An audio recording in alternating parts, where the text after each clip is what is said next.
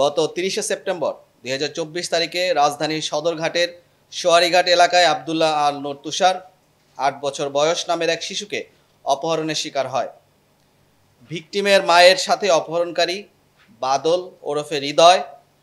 ৩০ বছর বয়স নামের এক তরুণের মোবাইল ফোনের মাধ্যমে পরিচয় হয়। পরিচয়ের সুবাদে ঘটনার দিন ভিকটিমকে নিয়ে ভিকটিমের মা সদরঘাটের সোয়ারীঘাট এলাকায়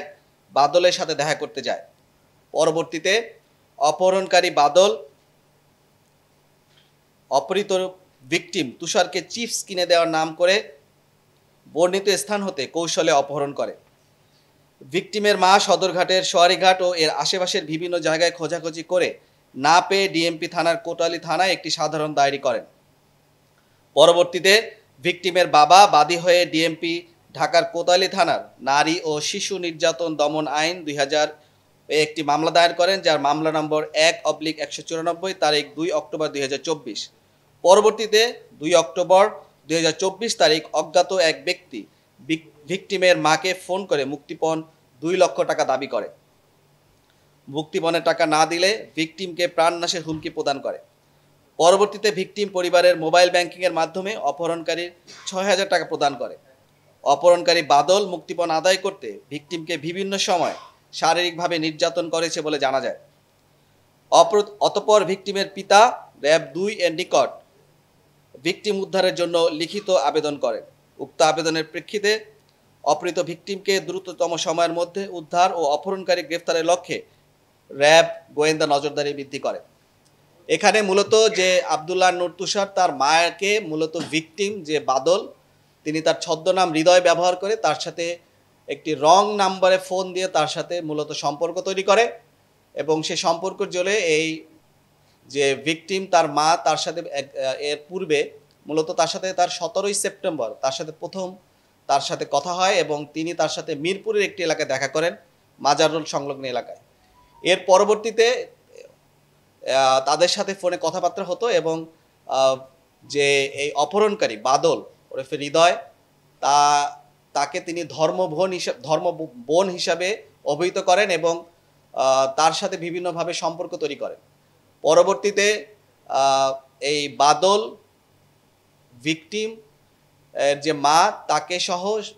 যে আমাদের যে সদরঘাট যে লঞ্চ টার্মিনাল আছে সেখানে তাকে যাওয়ার জন্য অনুরোধ করে এবং পরবর্তীতে তারা সেখানে মিলিত হয়। পরবর্তীতে যখন তারা এই অপহৃত যে আবদুল্লাহ নূর তুষার বাদল তাকে চিপস কিনে নেওয়ার জন্য তাকে লঞ্চ ঘাট থেকে বাইরে নিয়ে যেয়ে একটি দোকানে নিয়ে যাওয়ার কথা বলে এবং পরবর্তীতে মূলত এটি হচ্ছে ৩০শে সেপ্টেম্বর বিকাল ৫টার ঘটনা। পরবর্তীতে তারা বলে যে ৩০ মিনিট দেরি হবে, আরও ৩০ মিনিট দেরি হবে, এভাবে করতে করতে প্রায় সন্ধ্যা ৭টা বেজে যায়। যখন আর তার সাথে যোগাযোগ করতে না পেরে এই অপহৃত যে আবদুল্লাহ তুষারের মা সে পরবর্তীতে তার বাসায় ফেরত আসে এবং ফেরত এসে তার পরিবারের সদস্যকে বিষয়টিকে অবহিত করে এবং পরবর্তীতে তারা যখন আর তাদের সাথে যোগাযোগ রক্ষা করতে না পেরে পরবর্তী তারা পুলিশের কাছে দ্বারস্থ হন এবং একটি অভিযোগ দায়ের করেন। অভিযোগ দায়েরের প্রেক্ষিতে পুলিশ প্রাথমিকভাবে অনুসন্ধান করে কিন্তু কোনো সুরাহা করতে না পারে আর র‍্যাব-২ এর অধিনায়ক বরাবর তারা আবেদন করেন এবং এরই প্রেক্ষিতে মূলত আমরা র‍্যাব-২ এর অভিযানিক দল এই বিষয়টিতে ইনভলভ হই। পরবর্তীতে আমরা দেখতে পারি যে বিভিন্ন তথ্য প্রযুক্তির সহায়তায় যে তারা মূলত পিরোজপুরের মঠবাড়িয়ার থানাধীন আমরাগাছি হোগলপাতি নামক একটি প্রত্যন্ত এলাকায় তাকে নিয়ে গিয়েছে এবং আরও বিস্তারিত অনুসন্ধানে আমরা জানতে পারি যে মূলত এই যে বাদল যে তার ছদ্মনাম হৃদয় তিনি মূলত নিজেকে বিভিন্ন সময় জাহাজ শ্রমিক, বিভিন্ন সময় বিভিন্ন ধরনের কর্মচারী পরিচয় দিয়ে তিনি মূলত এই অপরাধমূলক কার্যক্রমগুলি পরিচালনা করেন এবং এলাকায় খবর নিয়ে আমরা জানতে পেরেছি যে তার এলাকাতে বিভিন্ন ধরনের দেনা রয়েছে এবং আমরা বিস্তারিত অনুসন্ধানে আমরা আরও জানতে পারি যে এই অপরাধমূলক কর্মকাণ্ডে বাদলের সাথে তার স্ত্রীও তাকে সহায়তা করেন এবং যখন এই আবদুল্লাহ নূর তুষারকে তাকে মূলত এই সদরঘাট থেকে তাকে নেওয়ার সাথে সাথে তাকে একটি বাসে করে তাকে মঠবাড়িয়াতে নিয়ে যাওয়া হয় এবং তাকে একটি ঘরে আটকে রাখা হয় এবং এই আবদুল্লাহ নূর তুষার অত্যন্ত ছোট বয়স, তার সাথে কথা বলে আমরা জানতে পেরেছি তাকে ঘুমের ওষুধ খাওয়ানো হয় এবং তাকে জোরপূর্বক মারধর করে তার স্ত্রীও তাকে এতে সহায়তা করেন আর যে অপহরণকারী বাদল হাওলাদার, তিনি এবং তার স্ত্রী তাকে মারধর করে এবং জোরপূর্বক তাকে এই ঘুমের ওষুধগুলো খাওয়াইয়ে তাকে জোর করে ঘুম পাড়িয়ে রাখা হতো এবং সে যদি খেতে না চাইতো তখন তাকে তার উপর মারধর করা হতো। পরবর্তীতে আমাদের র্যাব 2 এবং র্যাব 8 এর দুটি অভিযানিক দল যৌথভাবে আমরা মঠবাড়িয়াতে অপারেশন করি এবং তাদের যে স্থানে তাদেরকে আটকে রাখা হয়েছিল সেই স্থান থেকে আমরা তাদেরকে উদ্ধার করতে সক্ষম হই এবং সেখানে আমরা দেখতে পাই এবং আশেপাশে এলাকা থেকে জানতে পারি যে তিনি আরও অনেক ধরনের অপরাধমূলক কর্মকাণ্ডে জড়িত এখানে এবং তার মূলত